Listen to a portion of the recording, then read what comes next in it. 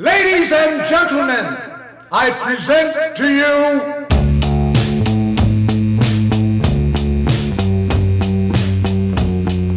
Hi there, and welcome to Self-Inflicted Aural Nostalgia, the Guided by Voices podcast. Every GBV LP, every 2 weeks. My name is Jeff Gomez, and in this episode, I'll be looking at the 1990 record, Same Place the Fly Got Smashed. But first, let me say that all music heard in this podcast is played and owned by Guided by Voices unless otherwise stated. Also, any reviews or materials cited are owned by their respective creators. Special thanks goes out to Jeff Warren's Guided by Voices database, which you can find at gbvdb.com, and of course, all opinions stated are my own. You can also subscribe for future episodes or listen to past episodes at everygbvlp.com. And finally, if you'd like to drop me a line, you can do so by sending an email to jeff@everygbvlp.com. Now, let's get to the show.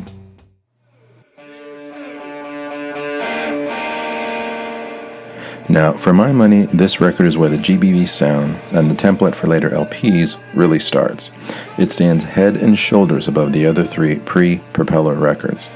It has some really great songs, some great vocals, and overall, it just hangs together as a proper GBV record. It is, in my mind, the first truly great Guided by Voices LP. But it's also bittersweet, because Pollard would never be more discouraged about GBV or feel more like a failure than when he was making this record. And while we know how the story turned out, it's hard not to feel bad for the guys when looking at how and when this record was made. Now, the first thing you need to know about this LP is that it's a bit of a concept record. It deals with the life and death of an alcoholic. Website Consequence of Sound talks about the record as not quite a rock opera, but certainly a concept album of sorts. The concept, or thematic through line, while certainly there, is a bit hard to follow. But then again, so are Pollard favorites Tommy in The Lamb Lies Down on Broadway, so he was in good company. The fact that the record's about an alcoholic, with a whole bunch of songs touching on the subject, seems as good a time as any to talk about how alcohol fits into the story, context, and history of Guided by Voices. Pitchfork, in a 1999 review of the Robert Pollard and Doug Gillard record, Speak Kindly of Your Volunteer Fire Department, talked about seeing GBV live, saying, "The band is drunk, the audience is drunk, the sound man is drunk, and the guy who sells the t-shirts is drunk." Drunkenness is often one of the first things you hear about the band. They play with a cooler on stage, and they're always swigging beers and tequila and about to pass out. One of their concerts actually had a bartender right on stage serving the band shots. Lou Reed only mimicked shooting heroin in the 70s. It was just a show, whereas Bob and the guys get wasted for real, right on stage and right before your eyes, every night. And if you listen to the records, you might take some of the sloppiness as evidence of a couple of guys just getting wasted and pressing record. For some people who go to see them in concert, that's probably part of the appeal, the idea that the whole concert at any moment could go sideways and Bob will fall over or something. Or else the concertgoer wants to get really drunk and rock out and then fall over, and that certainly happens at GBV shows. Personally, that's not my thing. I love the band for their music, and in terms of their drinking, I just want Bob and the guys to be healthy and happy as people. To my mind, that doesn't include copious amounts of alcohol, but that's just me. And it goes without saying that Bob's an adult and he can do what he wants. That being said, I do find his glorification of drinking and alcoholism a bit troubling. For example, he says in Hunting Accidents, "I used to envy people in Northridge who can drink really, really well. They were my heroes." To my mind, there's more than just a bit of bullshit machismo in this, like how Bukowski glorified being a drunk. In the 1987 film Barfly, Bukowski's alter ego, Henry Chinaski, tells an uptight editor that anyone can be a non-drunk. It takes a special talent to be a drunk. It takes endurance. And while I suppose that's true, it also takes endurance to be a good dad and a good husband. Now, some might say that Pollard and the band's love of alcohol gives them inspiration, and indeed fuels not only their concerts, but their songwriting and recording. You might even say their creativity, the same as with any true artist, depends upon it. I don't think this is true. In fact, there's a book that looks at just this idea. It's called The Thirsty Muse, Alcohol and the American Writer. It's by Tom Dardis, and it came out in 1989, coincidentally just a year before the record we're discussing. Dardis writes, "It seems reasonable to ask if some link exists between alcohol and creativity." He did this by looking at 4 American writers, all of whom were alcoholics: Eugene O'Neill, Ernest Hemingway, F. Scott Fitzgerald, and William Faulkner. Dardis comes to the conclusion that, contrary to helping with their creativity, these writers drank because they couldn't be creative. As Faulkner and Hemingway saw their creative powers diminish the more they drank, alcohol didn't fuel their best work. Instead, they drank because they knew their best work was behind them. Of the group, only Eugene O'Neill managed to quit drinking, and once he did, he wrote powerful plays about the dangers and horrors of addiction, including The Iceman Cometh and Long Day's Journey into Night. Pollard's obviously never hit that sort of rock bottom, but I think it's a fallacy and dangerous to think he needed to get drunk to do what he does. And while this record certainly glorifies some aspects of alcoholism, the fact that it ends in murder and death certainly shows the darker side of GBV's rock and roll good time. In fact, Glide magazine writes that Pollard would go on to populate his internal universe with elves, demons, and robot boys to much applause, but Same Place the Fly Got Smashed is as real as it gets from a bunch of drinking buddies in Dayton. The record's title is one of the few where we know where it comes from and what it means, even though it seems like the usual Pollard non sequitur.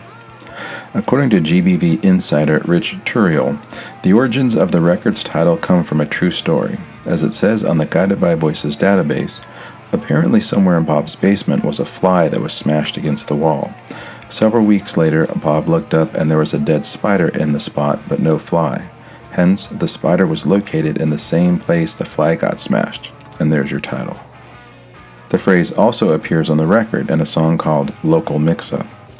This is something that doesn't happen again until, I think, the 2012 reunion record, Let's Go Eat the Factory, where that phrase is part of the opening song, Laundry and Lasers, where Pollard writes, "Even though you mustn't know I feel the sky, let's go eat the factory, let's go running in there."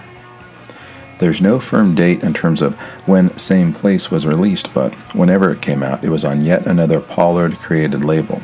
Gone is Iwana, Schwa, and Halo Records. Instead, Same Place appeared on Rocket No. 9 Records. There's a Sun Ra song called Rocket No. 9 Takeoff for the Planet Venus from a 1966 record called Interstellar Low Ways. The name of the song was later shortened to just Rocket No. 9 and was re-released as a single on Sun Ra's own Saturn label in 1982. The song was later covered by Yo La Tengo. And while Pollard has never really professed much love for jazz, I would think he'd find Sun Ra a kindred spirit. Sun Ra was a maverick who followed his own path, released his own records, and, more importantly, built up around him a complete universe of backstory and myth. Also, Pollard's lyrics, similar to Sun Ra, are filled with references to aliens, spaceships, and UFOs, from Hey Hey Spaceman on the first GBV record to the lead-off single from 2018's Space Gun. Another interesting coincidence, unless it's not really a coincidence, is that the record where the Sun Ra song first appeared, Interstellar Low Ways, was supposed to be called Rocket No. 9, and the sleeve was a red and white drawing, very similar to Same Place the Fly Got Smashed. Anyway, Rocket No. 9 as a record label didn't last long. Pollard only issued one record, this one, under the Rocket 9 moniker.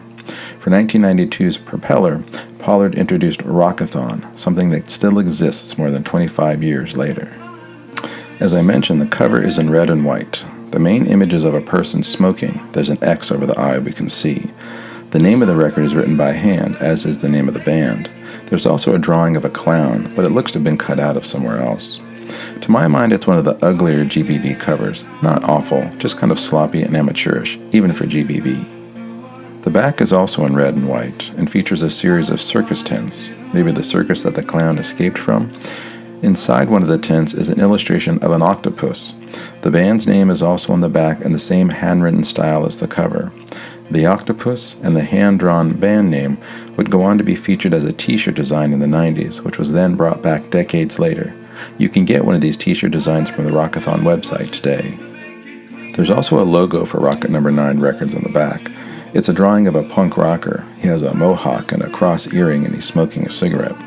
Since Bob has sole credit for the art on this record, I guess this drawing is by him. 500 copies of the record were made, that number holding steady from the last release. There wasn't a Gotham City Music insert this time around, and in fact, there's no mention of Gotham City Music anywhere on the record. There was, however, for the first time on a GBV record, a lyrics sheet. The design of the lyrics sheet mimics the back cover of the LP, with the handwritten lyrics fitting inside the same circus tents that are seen on the back of the record. There's also a phrenology diagram and a picture of some sort of bug next to something about a liquid insect hammer. Despite the fact that the record had a lyrics sheet, words to 3 of the LP's songs were missing: When She Turns 50, Club Molesca, and Starboy. I'm not sure why they weren't included. Maybe the songs were added after the artwork was finalized, like what happened with the Clash's Train in Vain on London Calling. Or maybe Pollard ran out of space, or maybe he just forgot. In terms of who played on the record, Kevin and Mitch, frustrated that GBV wasn't going anywhere and they weren't playing out as a band, both left and joined another local band, Fathom Theory. Fathom Theory was a hardcore band led by a guy named Frank Harmon. Harmon was the singer, and he would go on to be in a few other hardcore bands in Ohio, including Pawn and 23rd Chapter. Fathom Theory put out one 7-inch EP in 1992. The EP came out on 12x12 Records. It was the second and last release for the label. Their first was a 1989 7-inch by a band called Dry Rot. The Fathom Theory EP was entitled Blinded by Hatred. The cover is a black and white drawing of a guy with a revolver. The guy's sweating and has a blindfold on, and the blindfold's made out of an American flag. Not too subtle, right? The style of the drawing is pretty amateurish. They were probably going for a Raymond Pettibon black flag kind of thing, but it just looks like a bad political cartoon. On the back, there's a photo of the band. Kevin looks kind of puffy. Mitch, along with the other 2 guys in the group, has a shaved head, and the 3 of them look disconcertingly like skinheads, something that a lot of guys who were into hardcore certainly were. The other 2 guys also look way younger than Mitch and Kevin. Remember that both Kevin and Mitch were born in 1959, so they would have been 34 in 1992, a bit old, I'd say, to be forming a hardcore band with a couple of guys in their early 20s. It's also kind of worth noting that, by the 90s, hardcore is pretty spent as both a scene and a sound. All the great and founding bands, from Black Flag to DOA to the Dead Kennedys, had broken up. Sure, bands still played hardcore, but it wasn't quite the vital art form that it was in the late 70s and early 80s. And it's interesting to speculate about where Mitch and Kevin's heads were at during this time. They were obviously frustrated with Bob and Guided by Voices. Nothing was happening with the band, so they left. But it seems odd they'd hitched their wagons to a hardcore band called Fathom Theory. Was this the kind of music they really wanted to play? One last thing to note is that the Fathom Theory EP was recorded at Dayton's Cro-Magnon Studios, which is where GBV would later record their Universal Truths and Cycles record. Not to mention it would be where some Circus Devils, Lifeguards, and solo Robert Pollard stuff would be recorded. Anyway, Mitch and Kevin were replaced by the rhythm section from The New Creatures, Greg Demos on bass, and Don Thrasher on drums. Also, Tobin Sprout had returned to the area, and he contributed to the record, playing guitar on Blatant Doom Trip. It may have been a small contribution, but it would pave the way for him being instrumental in the next 5 Guided by Voices records. Same Place lists 2 producers, Finkston Redwing and Spider Blackhead. In Hunting Accidents, Bob says that he and Greg Demos produced the record, so these are obviously just made-up pseudonyms. The record was mostly recorded, yet again, at Steve Wilbur's 8-track garage studio. That being said, 3 songs were recorded in Pollard's basement, also known as the Snake Pit. Demos has said that the record took 3 or 4 days to record, and that it was mixed in just a couple of hours. And because the record was recorded in the same place as the previous 3 records, the overall sound is pretty much the same. Demos and Thrasher each add some new elements to the sound, with Demos' playing being much more melodic than Mitch Mitchell's. Also, it was Demos' idea to pan the vocals and instruments so that, for example, in the second song, you've got the bass in the left channel and the vocals in the right. Bob initially thought this, quote, sounded like shit, but he eventually came around, and now he likes it. The record kicks off with a snippet from a TV movie starring Lindsay Wagner called Shattered Dreams. You brought me down. You ruined me. You and your family. You ruined me. I did not. You most certainly did. The film, based on a true story, is about a battered wife who finally decides to leave her husband after years of abuse. Lindsay Wagner's career was spent mostly on television. She was most famous for playing the Bionic Woman from 1975 to 1978. And while I won't read too much into the selection of this movie to introduce the record, the fact that it's about alcoholism, as is the record, seems to indicate that it was chosen for its thematic tie to the contents of the LP. And the fact that the movie's about spousal abuse ties it to two GBV songs from prior records, A Portrait Destroyed by Fire and The Other Place. The first song is Air Show 88.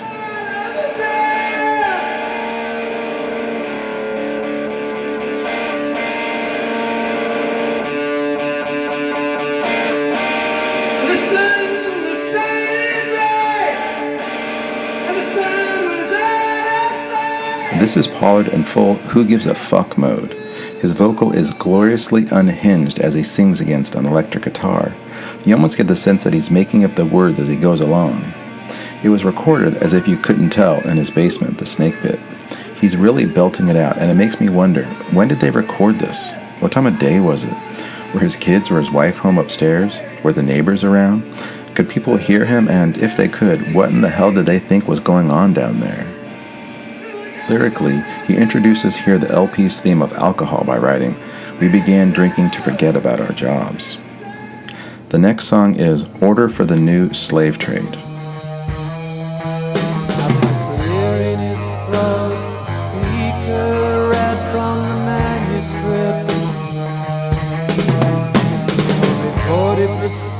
Of all participants have remained alcoholic. This song, sound-wise, is night and day compared to the first. It's a full band, and new member Greg Demos adds a super melodic bass line. The story continues here, with the narrator saying, "While crossing the parking lot, a stranger approached me, handed me a gun." This sets the stage for the death that leads to the later song, Murder Charge. The slow pace of this song and its general feel reminds me of Circus World from the next record, Propeller. Third song is The Hard Way.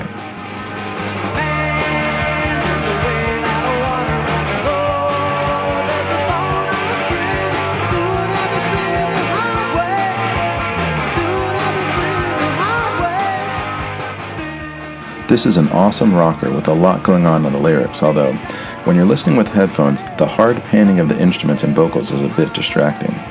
Greg Demos has another awesome bass line in this song, proving pretty quickly what an asset he was going to be to the band. I'm not sure how the lyrics relate to the story or concept of the record, but the chorus of "doing everything the hard way" could also be talking about GBV. Nothing was really going their way, and they weren't following the typical steps that bands follow in order to be successful, the first of which is to play a lot of shows and get a local following. GBV had given up on that by this point, retreating to their basements and cheap garage studios. Fourth song on the record is Drinker's Peace. At times I wish I were dead. Busy people dancing all over my head. Real shock value with every move they make. Real bad headache with every step they take. This is a really beautiful song, with spare, finger-picked guitar and a great melody and vocal performance by Pollard. Bob's called this song a love song to alcohol. It's literally what he's singing to. It's the subject of the song. He talks here about the numbing power of alcohol, stating that after a few drinks he can't remember what the problem was. It's a way to escape when life gets too real or too hard to face. Remember that Pollard's characters are blue-collar workers who have been passed by for the American dream. His own brother, Jim, was almost a professional athlete, but he now worked the night shift at General Motors. These were tough lives, people facing tough realities, so who can begrudge them having a few drinks to help them forget? Besides, alcohol also let them off the hook. It made everything seem not so bad, even their own actions. Pollard writing that alcohol reduces his felonies to just misdemeanors. A version of Drinker's Peace was put out in 2015 by Chicago label Bloodshot Records. This new version is interesting in that it's a bit faster and features a string section. If you ever wondered what a Robert Pollard version of Eleanor Rigby would sound like, this is it. It was part of a series of 6 7-inches, all of which were drinking songs. The set came in a custom carrying case that looked like a 6-pack carton, and the label on Bob's single mimicked the Pabst Blue Ribbon logo. I get the joke and appreciate the thematic cohesion, but having had relatives who are alcoholics, and witnessing firsthand the damage that can come from excessive drinking, this just seems to me to be glorifying or celebrating alcohol in a way that feels not completely thought out. The B-side of this new version of Drinker's Peace was One Bed, 2 Girls, 3 Bottles of Wine by Bobby Bare Jr. Bare Jr. and his band would open up for GBV on a string of dates in 2014, and in 2016, Bare Jr. would actually join the band as an official member. Also, this song is a fan favorite since it was included on the 2003 Best of Human Amusements at Hourly Rates. Next up is Mammoth Cave.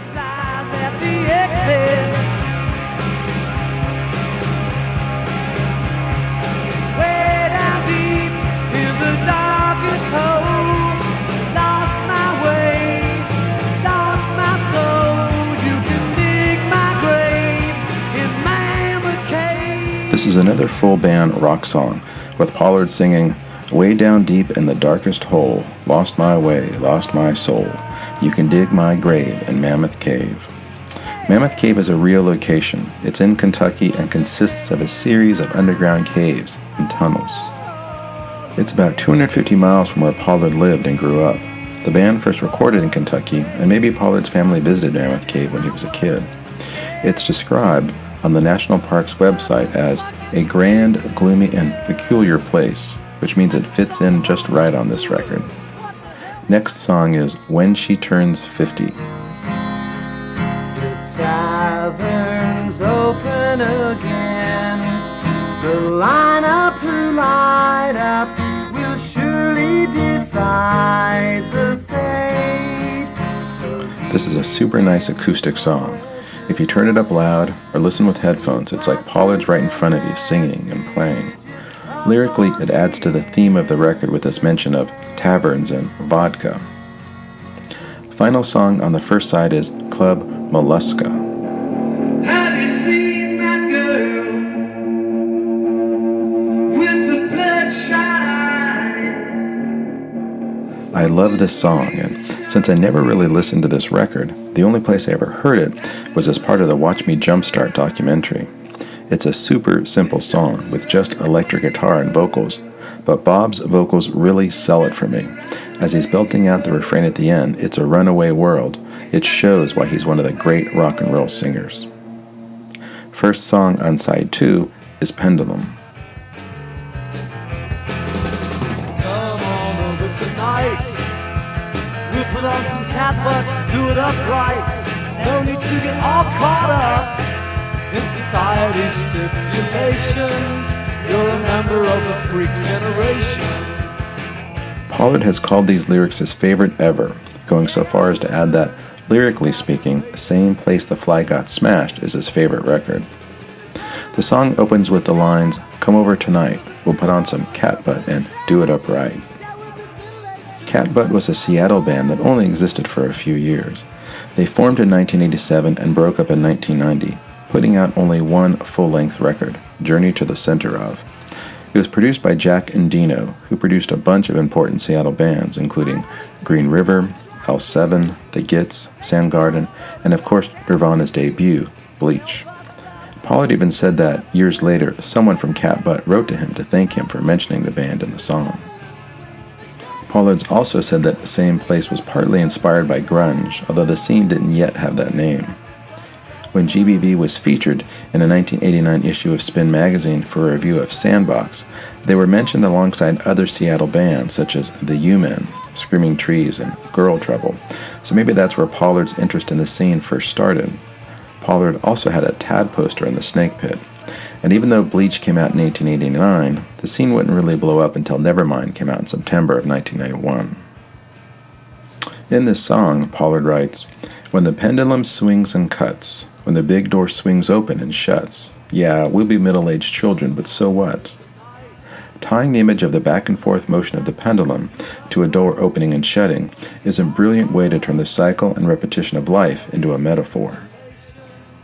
On the song Every Day from the second GBV record, Pollard wrote about the circular nature of life by saying, moving in circles out on the freeway, coming and going to every day. And later on he'd write, as we go up, we go down. So the idea of our lives and, to a degree, our fate, being something that swings or fluctuates and that we're just along for the ride, is something that Pollard would refer to throughout his career. And then, of course, the mention of middle-aged children is a nod to how Pollard felt about himself at the time. He had pressure from all around him to be more responsible. He felt he should have acted more like an adult, but he just wanted to play music with his friends. But this is more than just a tongue-in-cheek admission about growing up. By couching this language within the context of a concept album about, as Bob has said, drinking, destruction, murder, and madness, it shows that he was aware of the corrosive effects of his daydreams. Musically, it's a really solid song, with another great Greg Demos bass line and some nice drumming from Don Thrasher. Next up is Amber Gris. What's that you're wearing that smells so good? You don't wanna know. What's that you're eating? Could be misleading. You don't wanna know. But I wanna know. But I wanna know. This is a pretty bare song, with Pollard singing against a descending guitar line. It's also the shortest song on the record at just 52 seconds. Lyrically, this is a pretty interesting song based on some pretty arcane subject matter. Ambergris is a substance that's been around for thousands of years. It's found floating on the surface of the ocean, and for a long time, people didn't really know what it was. It wasn't until the 1800s that it was finally traced to sperm whales. Here's what the website for London's Natural History Museum has to say about ambergris. Sperm whales eat large quantities of cephalopods, such as squid and cuttlefish. In most cases, the indigestible elements of their prey, such as the beaks, are vomited out before digestion. But in rare circumstances, these parts move into the whale's intestines and bind together. They slowly become a solid mass of ambergris, growing inside the whale over many years. There are disputes about how the ambergris actually exits the whale, though both are pretty gross. It's either vomited up or passed through the whale. As it dries, ambergris begins to take on a musky smell that's not unpleasant. Because of this, for hundreds of years it was used to make perfume. This is why Pollard's narrator asks, "What's that you're wearing that smells so good?" But he seems to indeed know the answer, but the person who's wearing it possibly does not, since the narrator then adds, "You don't want to know," because most people would rather not smear whale puke or whale shit on themselves. This is the second mention of a whale on this record. One is mentioned in the third song, The Hard Way. And remember that the last song on side 1 of the previous LP, Self-Inflicted Aural Nostalgia, was called The White Whale. He'd go on to mention whales in future songs, among them Rumbling Joker from 1998's solo record Waved Out, and Harvest Whale on the first teenage guitar record, Force Fields at Home. Next up is Local Mix-Up. Local mix-up, someone fix up what we broke up. You as a person, you've got to think fast, cause this is a party that's not gonna last. And this is the same place the fly got smashed. This is pretty much two different songs with slow verses and a fast chorus. The chorus refers back to the title of the record, with Pollard writing, "You as a person have got to think fast, because this is a party that's not going to last, and this is the same place the fly got smashed." He's sort of playing again here with the idea of fate, likening the ups and downs of humans to insects, saying it's just as easy for us to be swatted by life as it is for a fly. It's the longest song at 4 minutes and 40 seconds. The song also features some nice lead guitar from Greg Demos. The next song is Murder Charge.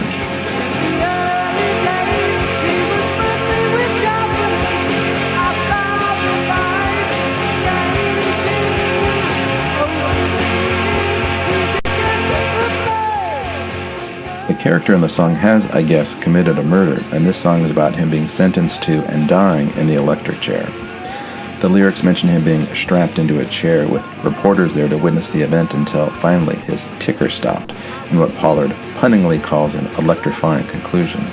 That phrase would of course be resurrected for GBV's farewell tour in 2004. The next song is Starboy. Was the happiest girl I'd ever seen.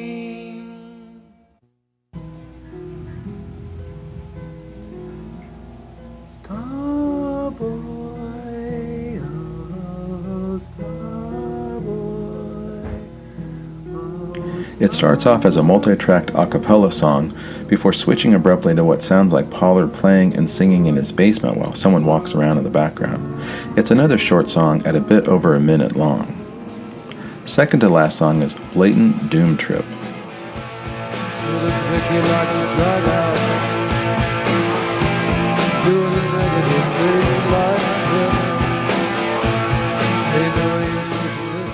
This is the only song that Tobin Sprout played on, having just moved back to the area. After a couple of short, spare songs, this is a long, full-band rocker clocking in at 4 minutes. Blatant Doom Trip was later used as the title for a 1998 tribute record put out by Simple Solution Records. Simple Solution was a label that was operated out of the Dayton record store Trader Vic's Music Emporium, which was run by Pollard's friend, Trader Vic. You can see him and the store in the mid-90s documentary Watch Me Jumpstart. He was also the on-stage bartender I mentioned before. His store is no longer around, but Trader Vic still sells music around town, and he's still part of Pollard's inner circle. The tribute record featured 18 bands, covering a wide selection of the band's catalog at that point. A few interesting things to note. Portastatic covered Echo Smyron. Pollard would later collaborate with Portastatic's Mac McGoffin as Go Back Snowball, who released one record in 2002. Pollard would also go on to record about half a dozen solo records for McGoffin's label, Merge, in the Aughties.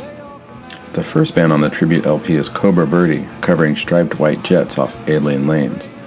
Cobra Verde was essentially Pollard's backing band around this time, helping record Mag Earwig and touring. Cobra Verde and GBV also shared a split 7-inch in 1997, which came out on the label Wanabana Or Limited. GBV had 2 songs, and Cobra Verde had 1. The ending of the song, Bottomless Hole Rock and Roll, may have been a comment on Bob wrestling with his devotion to music and the price it was costing him in terms of his family, which is something I'll talk about in a minute. The last song is How Lost I Am.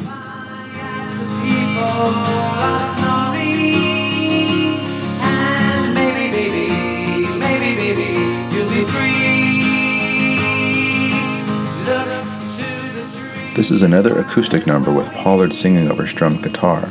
His voice sounds awesome and it's just an all-around great tune. It's a short song at just a minute long, but I could listen to it for another 3 or 4 minutes. It's the perfect way to end the record. At the time Pollard was working on this LP, he was getting increasingly pressured by his family to give up his hobby. No one around him really liked his music, let alone understood his obsession. His parents, responding to being given one of his records, would just say, "You made another one?" Pollard had lost money on everything GBV released. There was no breakthrough or hope in sight. They had nothing to show for all their effort except boxes full of records Bob wouldn't let anyone hear and a few column images in Spin magazine. His family was increasingly pressuring him to, quote, quit doing that stupid shit. And Pollard, never completely confident in his abilities, admitted they had a point, saying later, "The thing was, they were sort of right." But at other times, Pollard knew he was good. He knew his songs were something special and that, if only people could hear them, he'd find the audience he deserved. Not that anyone around him believed him. One day, during an argument with his parents, he said, "I'll tell you what the fucking problem is. It's that I'm a fucking genius and nobody gives me any fucking credit for it." To which his mom replied, "At what?" They had no idea what music meant to him, or even how good he was at it. They thought he was just being Bobby, making up silly names for make-believe bands, clinging to teenage dreams and living with his head in the clouds. He needed to wake up and face reality, be a better son, husband, and father. But as Bob says, nobody tells me what to do, not even myself. But no matter how hard he tried to believe in himself, all of the negativity finally got to him. The end of GBV was in sight, although, of course, that's not how things turned out. In terms of listening to The Same Place the Flag Got Smashed Today, you can buy it an MP3 from the usual sources, and you can stream it on Spotify. Physically speaking, it's out of print, and you can only find it as part of the Scat box set from 1995. One interesting thing to note about the Scat reissue, as well as the download and streaming versions, is that they all only have 13 songs, whereas the LP has 14. All the songs are on the 13-song version. It's just that the 10th song on the CD and the streaming online version is actually 2 songs put together. Track 10 combines 2 songs, Local Mix-Up and Murder Charge, instead of, on the LP, these being the 3rd and 4th songs of side 2. Also on the Scat CD, the back cover seems to be printed upside down. As a final thought, let me say that I love this record. While some later reviews would peg Self-Inflicted Aural Nostalgia as being where the GBV sound starts, for me, this is their first truly great record. As we dig into the lyrics, it certainly becomes depressing, sort of a more rock version of Lou Reed's Berlin. And while that sort of makes it not a lot of fun to listen to, it's impressive that Pollard pulled off such a feat so early in his career. He balked at creating follow-up concept records, most notably the abandoned Power of Suck LP in 1996, so I'm glad he at least has one to his name. That being said, there's not a real coherent story to The Same Place, and it's hard to follow as a narrative. However, musically it's an awesome listen, and the tunes, tied to the production and his vocals, make this a great record and the first in a string of classics that would last for more than a decade. Okay, so as we wind up with LP number 4, we finish up the band's first period, the self-released records. In the next installment of Self-Inflicted Aural Nostalgia, I'll be talking about 1992's breakthrough record, The Mighty Propeller. It was supposed to be the band's last, as well as the end of the GBV story. But as with everything having to do with this group, not everything went according to plan. Until then, subscribe to the show, leave a review, and God bless the Monument Club. On the sex